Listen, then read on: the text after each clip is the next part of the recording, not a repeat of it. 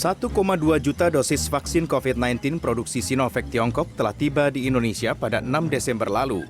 Ini adalah pengiriman tahap pertama dari total 3 juta dosis vaksin yang diimpor dari Sinovac. Dari skema Kementerian Kesehatan, vaksin tahap pertama ini rencananya akan disuntikan pertama kali kepada para tenaga kesehatan. Meski sudah tiba, vaksin buatan Sinovac di Indonesia sejatinya masih dalam fase uji klinis tahap ketiga. Pengujian dilakukan oleh Universitas Padjadjaran melalui kerjasama dengan PT Bio Farma dan Sinovac Biotech China dengan melibatkan 1.600 relawan.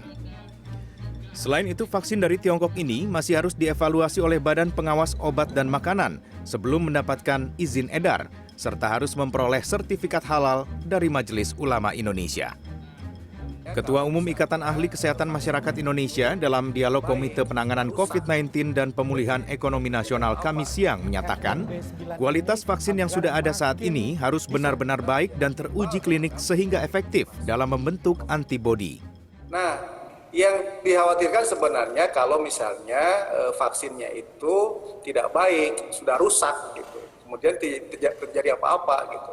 Nah, kalau ada kejadian lain sebenarnya bisa jadi bukan karena vaksinnya, tapi misalnya dalam waktu yang sama divaksinasi tapi terjadi infeksi di tempat lain, vaksinnya tidak efektif karena tidak baik dalam handlingnya, dalam penanganannya. Ini kan itulah maka selain vaksinnya harus kualitas tinggi, prosesnya juga utamanya itu rantai dingin ya, karena vaksin itu harus minus terus ya, minus 4 derajat. Selama vaksin belum bisa digunakan, kedisiplinan dalam melaksanakan protokol kesehatan tidak boleh dilonggarkan. Mari kita bersiap-siap untuk menyambut vaksin ini dan melaksanakan vaksinasi sebagai salah satu bentuk proteksi spesifik, ya, perlindungan spesifik supaya kita tidak tertular COVID. Tetapi untuk mendapatkan vaksin prosesnya masih lama, membutuhkan waktu. Karena itu menjaga 3M untuk mencuci tangan, memakai masker, dan menjaga jarak harus tetap dilakukan.